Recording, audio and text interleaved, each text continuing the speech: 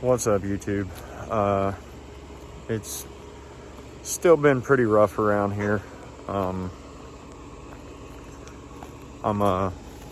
getting a little distraught, but I'll keep persevering. I don't really have a whole lot to show because I haven't purchased any parts for my car because freaking finances the way they are and the shit that I'm going through. But I had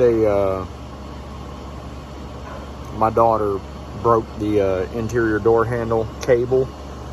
She didn't do it, but she was the one that was pulling the handle when it broke.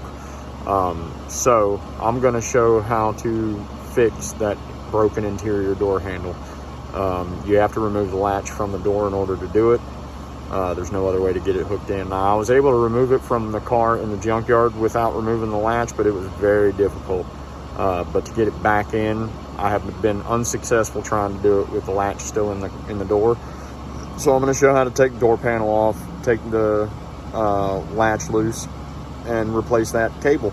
So pretty basic, but maybe it'll help somebody. I'm just trying to keep giving y'all content so that when shit does turn around for me, you guys will still be here checking things out. So I hope you enjoy. All right, so the first thing you gotta do is pull this interior trim off. All I do is run my hand down it and pop it out of the clips one at a time. You don't want to just continuously pull on this side because you'll snap it right in the center. So once you get all the clips popped loose all the way back to here, you got to pull it forward and it comes off. You'll see there's the hook right there. So now that that's off, take these screws out. I'm missing one. And then there's another one back here that I'm missing. And then there's another screw right here. There's another screw down here in the center. And then it's clips holding the rest of it in. All right, once all the clips are out, you just grab the door panel or once all the screws are out, you can grab the door panel and just pull it loose. All right, once you get it loose, the top is hooked in.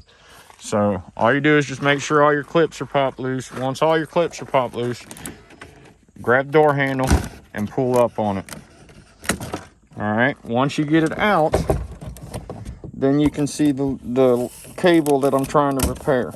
So you pull that out and hook it down out of the, you can see it's a little hook and it just hooks in right there.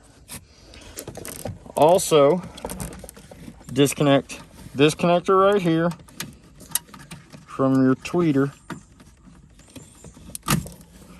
All right, that connector right there. And then also disconnect this one from your power window motor. And to disconnect this one, there's a button in the center of it, and then you can pull down on the purple part.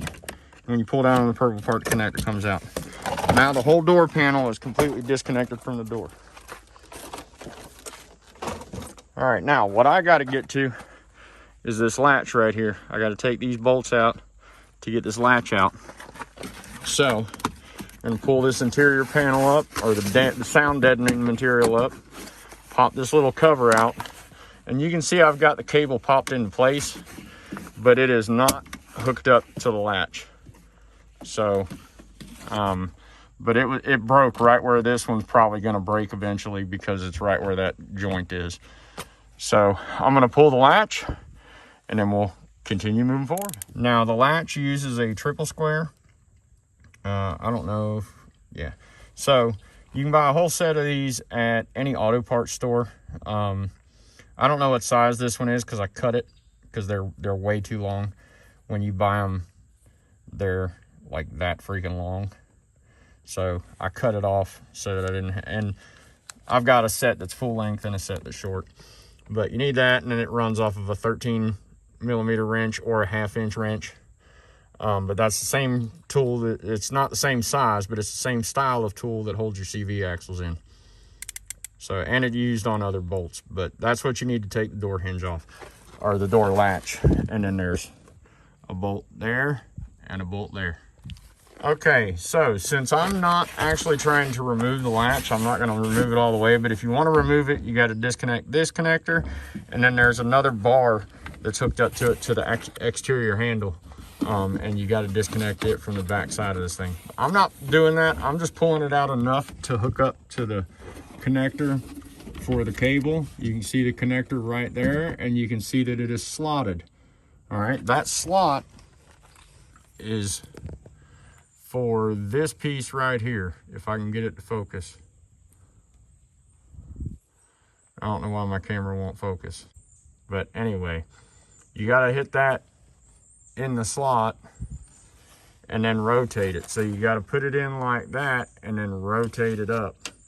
Then you can feed the cable through the hole up here. So I'm going to hook it onto the latch, and then I'll try and set my tripod up so I can show how this gets done. All right, so to hook this in, you got to take it and pull this out enough to where you can get it into the slot. And it can be a real bear. I don't know what it makes you don't want to go in. Okay, there. Now it's in, so now I can rotate it up and clip it in.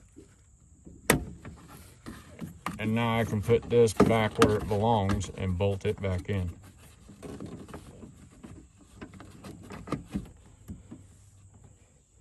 So I'm going to throw a bolt in that, and then I'll pick back up. All right, now that I have both bolts back in there and tightened down, so I have both of the side bolts in there and tightened down, I've got this cable flipped up into where it belongs. Now I need to feed it up through this hole right here and through here. So typically I won't pop it in. I just did that to hold it while I was bolting it in. And now I will pop it back out. You got to be careful about this part because you can snap the cable or you can pop it out of the holder.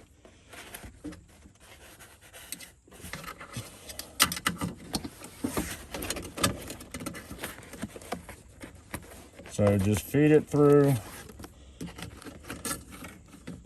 and get it to bow up. You can push your grommet through and get it to seat all the way in. You can pull on it to get it to pop all the way in.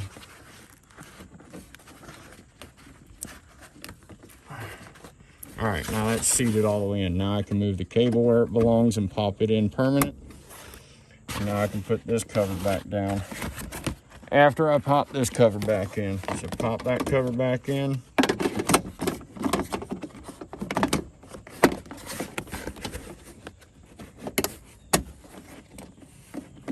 All right, that cover's in, good to go. Put that cover back down. Usually it will re-stick if you just get this shoved back down inside of the holes where it was. It'll reform itself, the glue will still stick and everything. There we go. Now I just need to hook it back up to the door panel and put the door panel back on. So,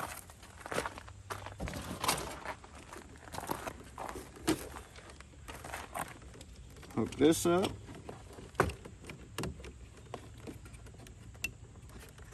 Hook our tweeter up.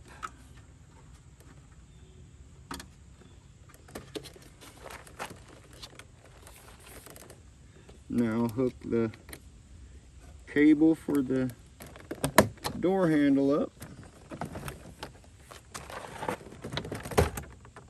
Slide her in.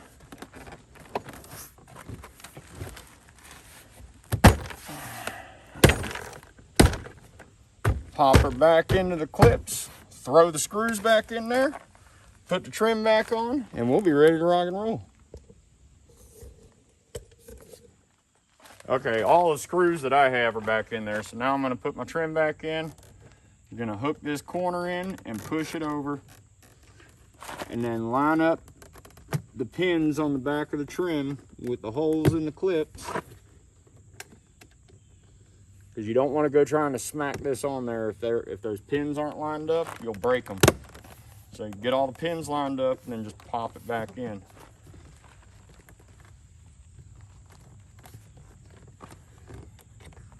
All right, there you have it.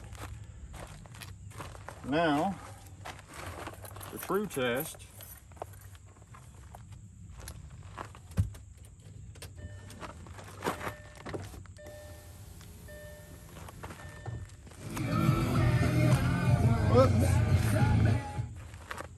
Sorry, probably gonna get dinged for copyright now. All right, I know it opens from the exterior handle. It did not open from the interior handle. So there we go, problem solved. All right. All right, guys, so that's gonna be the procedure for replacing that cable if it snaps on you. It'll be the same for all 4 doors. It's a little different for the back doors because the door panel bolts on different, but it's all mostly the same. And unfortunately, that's really all I'm going to have to show at this time. Like I said previously, I'm going through some really just horrible shit, or at least to me it's horrible. And I'm trying to cope with it, and it's not being nice to me. So trying to keep things moving so that when all this is over with, which I don't know when that's going to be, but I really need it to freaking end. I don't know.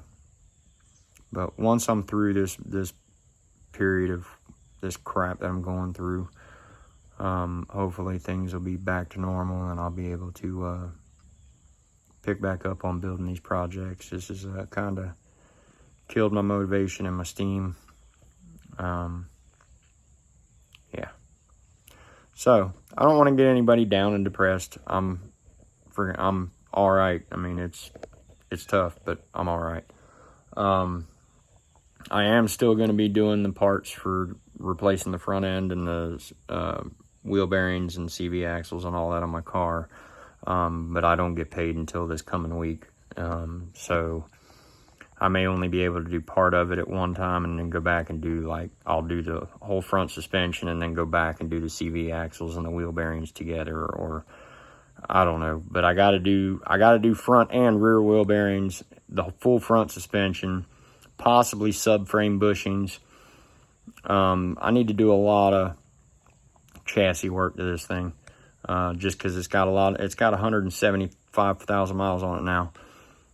So I've put right at about 30,000 miles on it since I built it, which it seems like I should have driven it more than that.